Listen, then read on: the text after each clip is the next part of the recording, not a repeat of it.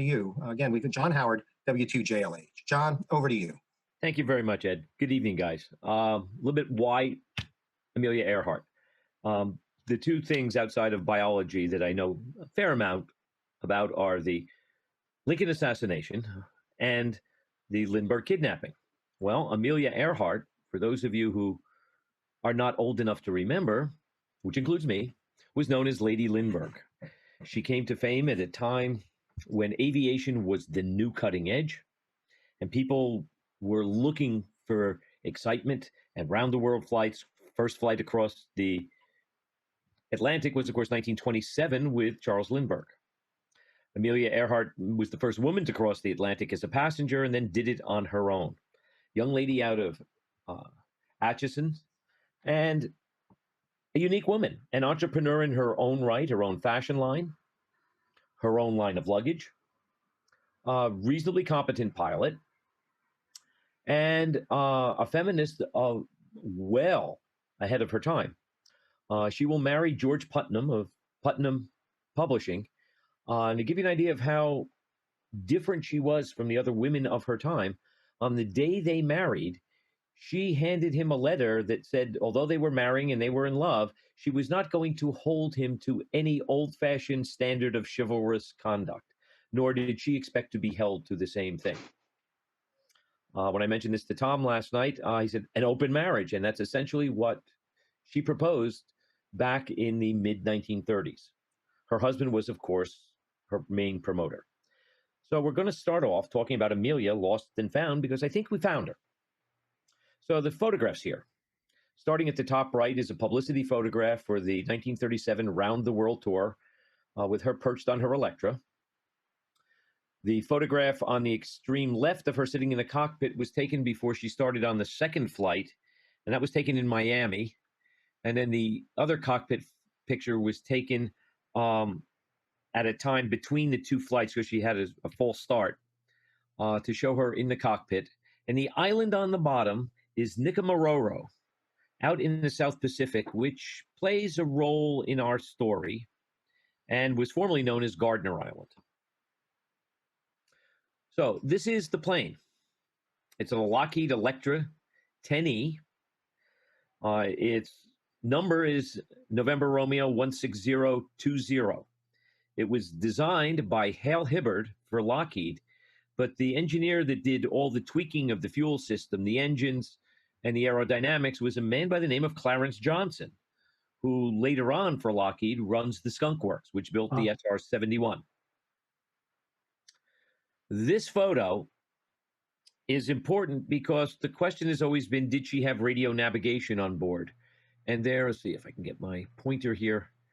Up here, there's a panel box, which some people thought was for radio navigation.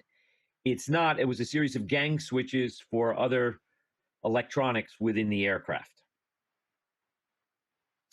The crew was Amelia Earhart as pilot, and her navigator was a man by the name of Fred Noonan. He was not the first choice to be navigator. The first choice was an experienced navigator by the name of Harry Manning.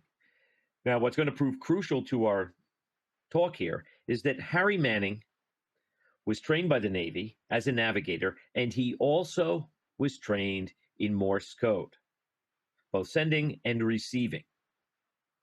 Fred Noonan worked for Pan American Airlines, an experienced navigator, but he had no knowledge of radio. Their call sign for this flight was KHAQQ. I got a trivia question early on, and see if anybody knows it. Because of his association with Pan Am, Fred Noonan got to know a lot of Hollywood stars. And during the flight, he was writing to a particular Hollywood star, and that's the trivia question, and then we'll go on.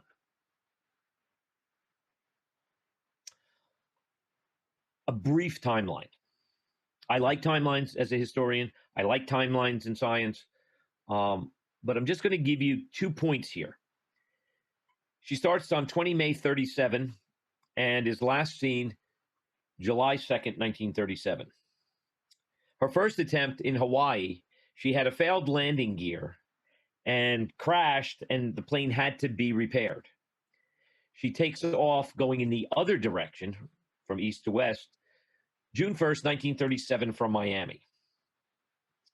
After going down through South America and heading across from Brazil towards Africa, which is the same route that Army Air Force pilots took going particularly to North Africa, she's crossing the Atlantic, and her navigator, who is Fred Noonan, tells her that the winds have pushed her north of Dakar, where she was scheduled to land. She doesn't believe him. She cannot believe that she's been pushed that far off course and does not make the correction, and ultimately ends up diverting into St. Louis in Senegal. So we now have a pilot and a navigator who should be working together, especially over water flights. And there's a little bit of disparity of opinion. Now, we're going to focus on the last leg from Lae, New Guinea. Her next stop is going to be Howland Island. And I'm going to focus on how radio helped or hindered this leg. That's going to be our focus. So we see on the top left the plane being prepared in Burbank. She then flies nonstop across the United States to Miami and proceeds to go around the world. She successfully traverses the Atlantic and Africa. And over Java, as she was heading towards New Guinea, some newspapers hired aircraft to follow her and get a picture of her in flight. So our planned route goes from Lae, New Guinea in a northeast direction, about a 14-hour flight, to Howland. Howland is a small atoll in the South Pacific. Pan Am used it. Noonan knew it. He had helped map this route. Now they're flying over the Solomon Islands. They're flying over the Gilbert Islands. And then here's the Phoenix Islands as well. In 3.5 years' time, America is going to become very familiar with the Solomons and the Gilberts. So let's put to rest the myth that she was ordered by Roosevelt to fly a spy mission and broke down over the Gilberts, was captured and executed by the Japanese. There's a photo out there that purports to be Amelia Earhart. It is not. There is no proof in any of the records I've seen, or that TIGHAR, where most of this information comes from, who we'll talk about, that she had cameras on board the plane. People who were on board the plane in Lae, New Guinea, people who were on it in Africa, mechanics, nobody saw cameras. One report has her having 36 cameras on board. As far as we can tell, none. That's a canard, and there's no proof to it.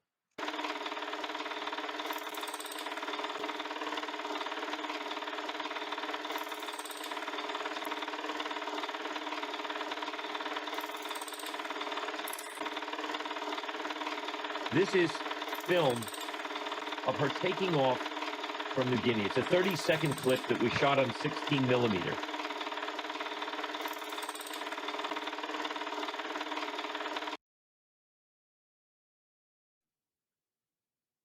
All right, the radio.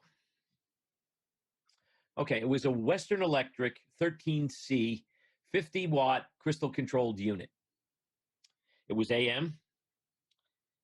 Now, there's more information, and I'll give you the site for it. But basically, the point I'm making here is the transmitter was factory modified to incorporate the ability to do both voice and Morse. 2,500 to 6,500 kilohertz. It's a 3-frequency radio. And it was modified to include 500 kilohertz operation. And that was to be strictly for Morse. Neither Amelia nor her second navigator knew Morse. That was not changed. The transmitter was in the aircraft. The batteries are in the wings, and they're charged with a motor generator unit to charge it. There's a lot more information about it. It was picked because of its weight. It was a 50-pound transmitter, and she was fighting weight all the time.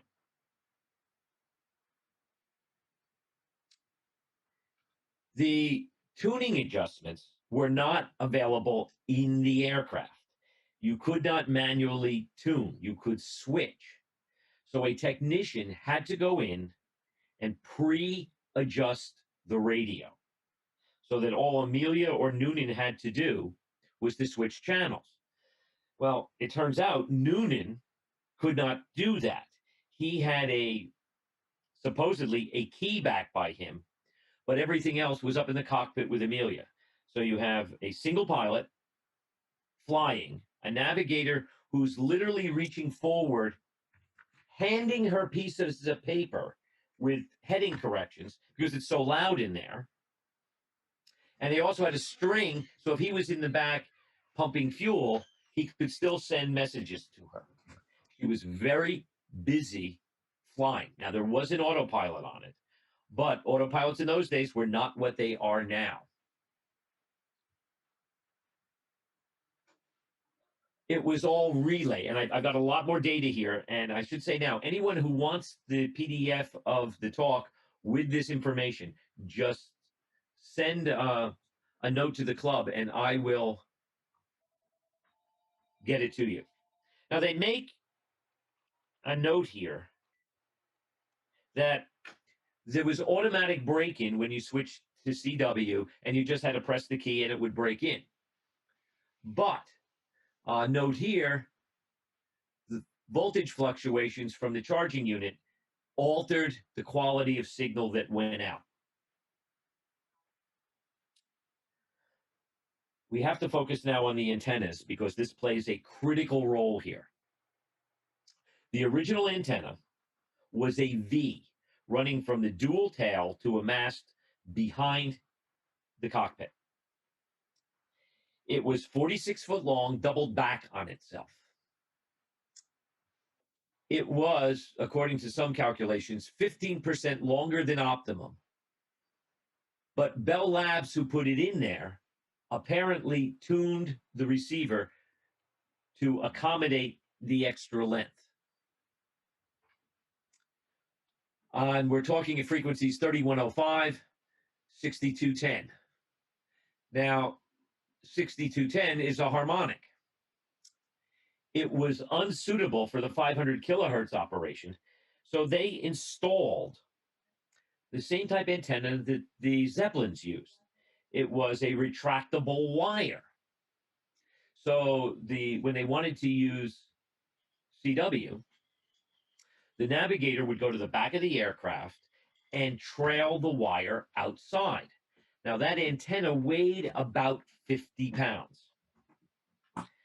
Noonan didn't like doing it, and they had problems with it because during testing, they had minimal contacts. Someone, not Bell Labs, not from the radio company, decided to put a different loading coil on it. And it seemed to work. It was a hand-wound coil. However, when Amelia crashes in Hawaii, they rebuild, and she decides to go the other way. Flying to Miami, the antenna doesn't work. Noonan's upset, so they take it off, and they put a small 500 compatible antenna on the bottom of the plane on two masts projecting below the fuselage. It really was a pain to change antennas.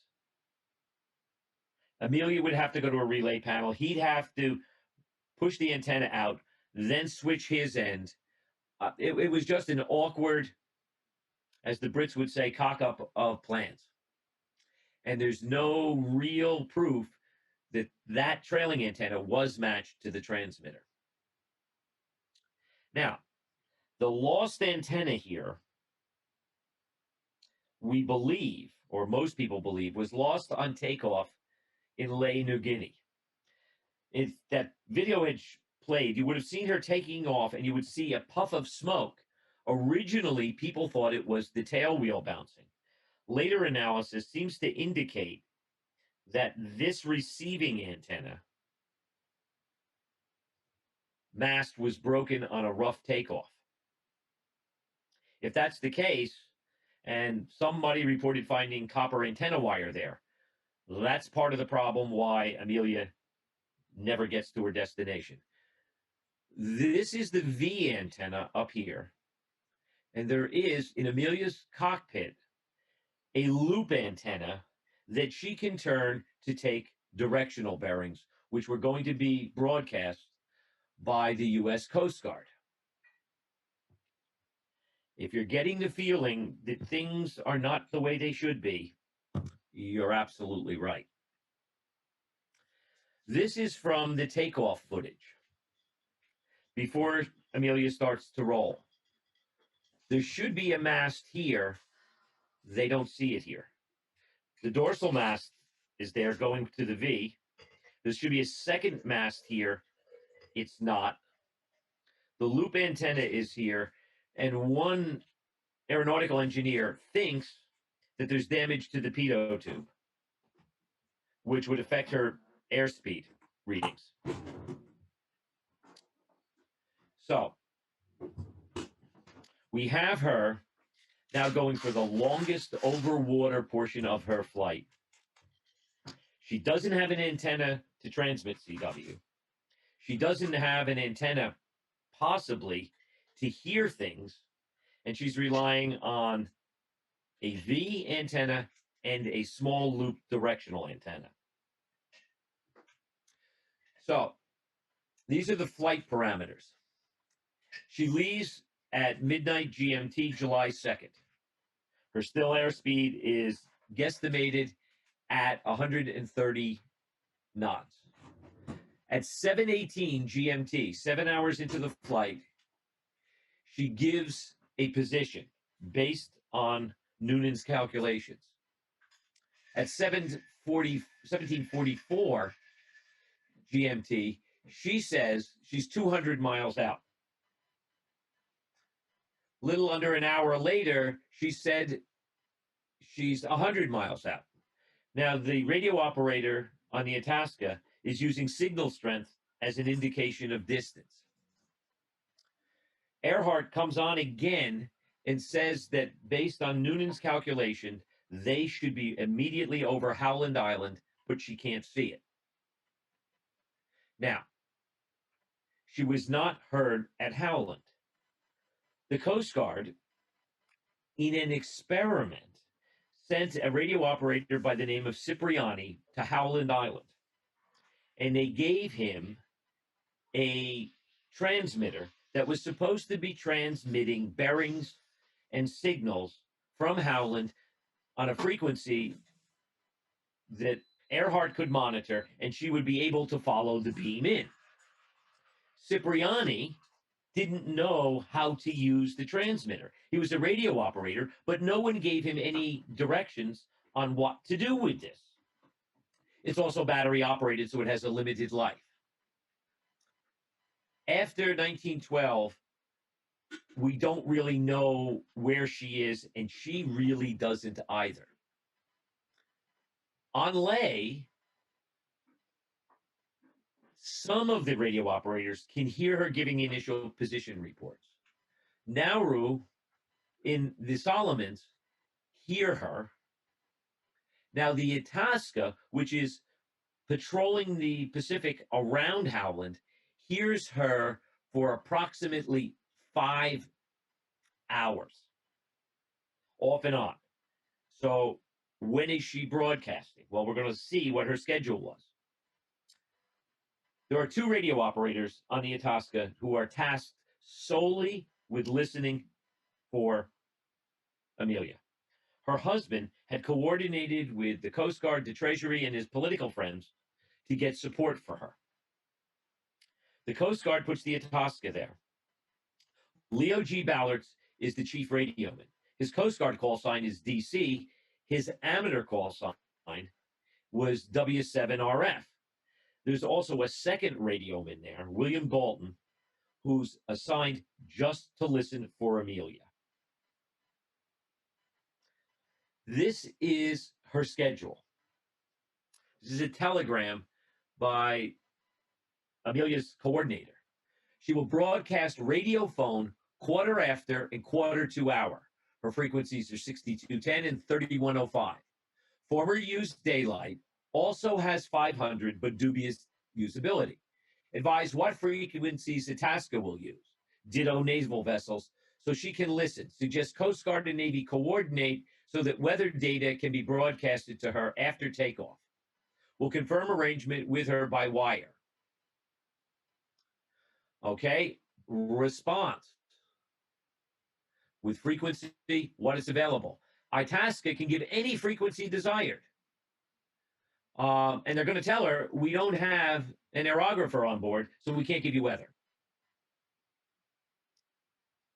Now, Itasca on its own, and this is 5 days before she takes off, consider present relationship division Itasca communications unsatisfactory and dangerous to Earhart.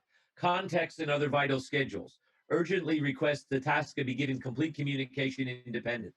Itasca has reliable communications with Navy, and routine traffic can be routed via that system. Recommend discontinuance of all San Francisco radio Itasca schedules until Earhart flight reaches Hawaii. For Amelia Earhart, Itasca is calibrated at 7,500, 6210, 3105, 500, 425 kilocycles CW, and last three either CW or voice.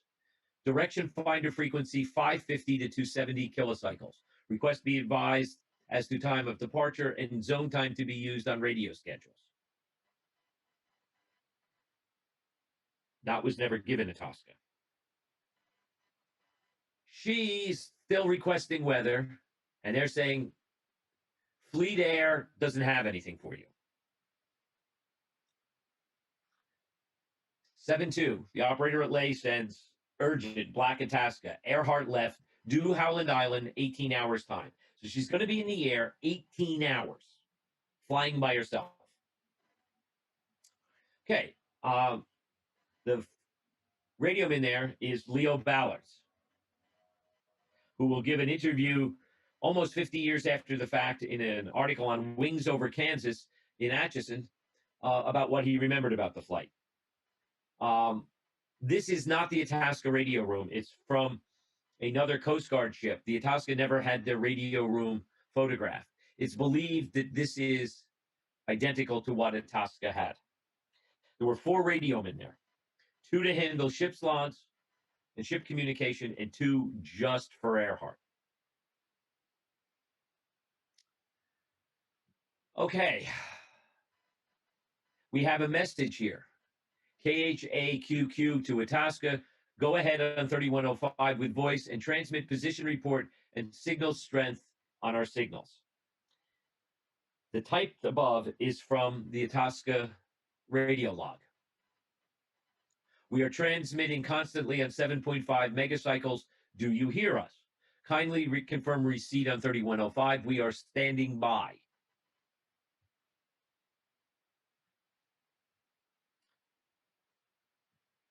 She's not reporting at any time that she's hearing them. Her last message as she flew towards her target was at 7:42 local time saying, "We're low on fuel. We must be on you but cannot see you. Gas is running low. Have been unable to reach you by radio. We are flying at 1,000 feet." An hour later, she gives a position line that she's flying, 157, 337. We will repeat this on 6210, wait. That's the last message we have from Amelia. So she's able to transmit, but she's unable to hear on any frequency. This is the log entry, and we're going to talk about that now. KHAQQ to Itasca. We are on the line.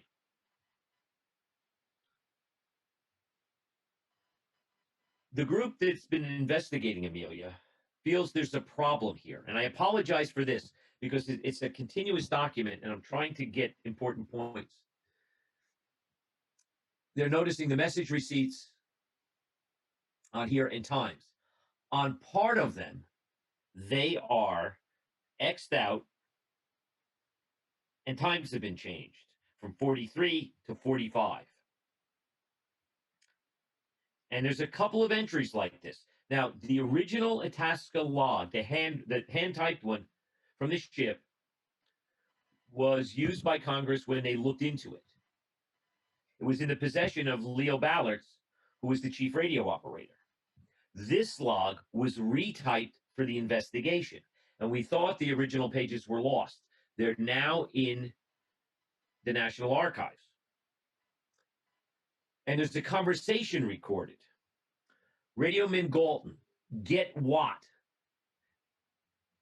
A voice is saying, typed out, Earhart, she was just back on. When? A couple of minutes ago. Now, this is recollection from people there. What did she say? She was trying to raise NFC. I heard her clearly. She said, KHAQQ to Itasca, the line will repeat. There is some question as to whether or not it was heard at the time it was heard. It's not going to make any difference, but there was obviously confusion on there. And he doesn't make the switch to 6210. They were probably listening for other messages. Cipriani on Howland, who's got a receiver there and a transmitter, hears none of this. His batteries died, and nobody sent spares. So, what do we see here? Okay, so she should have been somewhere up here. Here are the Marshalls. Here's the Gilbert, and these are the Phoenix Islands. We're going to hear in a little bit that other people heard these transmissions. Some of the Navy ships did. And she was heard in Wailupe in Hawaii. So when they plotted directional lines from where she was heard, they all point to this little cocked hat here in the Phoenix Islands and the island called Gardner. Well, Amelia never makes it to Howland. The Itasca sends a message that she must have run out of fuel and be in the ocean. A whole bunch of telegrams go back and forth. How long could the plane float? The buoyancy of the tanks. And the Navy mobilizes the largest sea air search mounted to that time to look for Amelia. Her husband's demanding it. The politicians are demanding it. Lady Lindy lost at sea. Everybody's upset. 2 days afterwards, two hams in California, Walter McNamee and Carl Pearson, call the papers and call the Navy and say that they have received definite SOS calls from KHAQQ, and they are monitoring it, and they're trying to contact her. It's not true. Nobody else in California heard that. And when they were called in, they admitted they faked it for their 15 minutes of fame. Radio Wailupe reported hearing transmissions on Amelia Earhart's frequencies. They were basically not totally intelligible, but they believed them to be from Earhart, and they did direction finding. That's where the one line goes from. And now we come to Betty.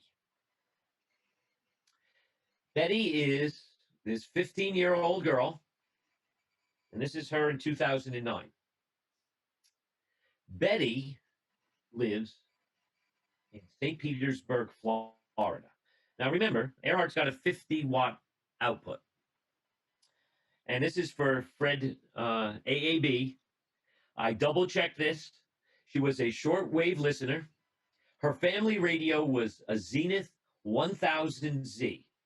I don't know what it looks like, I'm sorry to say. Her father ran a 60-foot wire antenna And she used to listen at night, and she liked to listen to aviation traffic because she was crazy about planes. Well, she heard a call come in while she was listening, and she's writing down what she hears in a notebook. She still has this notebook. And it's like typical of what a 15-year-old in the 30s would write. She's got some poetry, she's got some drawing. And then we come to this page. And it says at the top, time I heard Amelia Earhart call for help. She hears 440X Howland, 44 Northeast, 188 miles, help me. Water's high. Here, put your ear to it. This is Amelia Putnam, not Earhart, Putnam. That was her married name. SOS, stop, Amelia. Something about uncle. She hears, uh-oh, crying. She hears a man voice say, help, help us quick. I can feel it. You're right. Bob. She's writing this down. Send us help. Amelia, take it. I hear it. Help, help. I need air. Amelia, things are different. Amelia, take it away, Howland. And what's going to be critical to our understanding, she keeps hearing New York, New York, New York. It's going. Airport. Smith and what she thinks are navigation. Are you so scared? What? Hello, Bud. Amelia. Hurry. Will you help me? Will you please? All night. And more. New York. Something that sounded like New York. And this is a common theme to what she's hearing. And in between, she's doing drawings. Well, the question came up. Could she have heard Amelia Earhart from the South Pacific on a harmonic skipping to Florida? Well, when this became knowledge, people went down to Florida and they did a plot of how the house was set up, where the antenna was, 95 feet from bamboo pole to pole near sidewalk on a vacant lot, and the feed into the house. And the conclusion was she very possibly could have heard it on a harmonic. Now, the diehard Luddites who don't like computer modeling know from practical experience you can get skip transmission. But they put it through a computer, and the computer said that one or more harmonics could have been heard in St. Petersburg if the transmitter was a tenth of a watt or higher. And her recollection of where the radio was turned, they showed her a picture of the radio and said, where did you listen? And she was able to point on the dial that it's between 18 and 25 megahertz. And the probability of the signal to noise ratio are that she could have heard it. All right. Now, that was not made public right away. The Navy's out there. They sent 3 aircraft carriers. They sent a battleship. They only searched from the air. A single search plane from the USS Colorado is flying in the Phoenix Islands.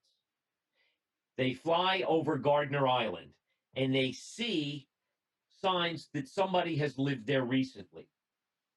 Now, he's a float plane. He could have landed.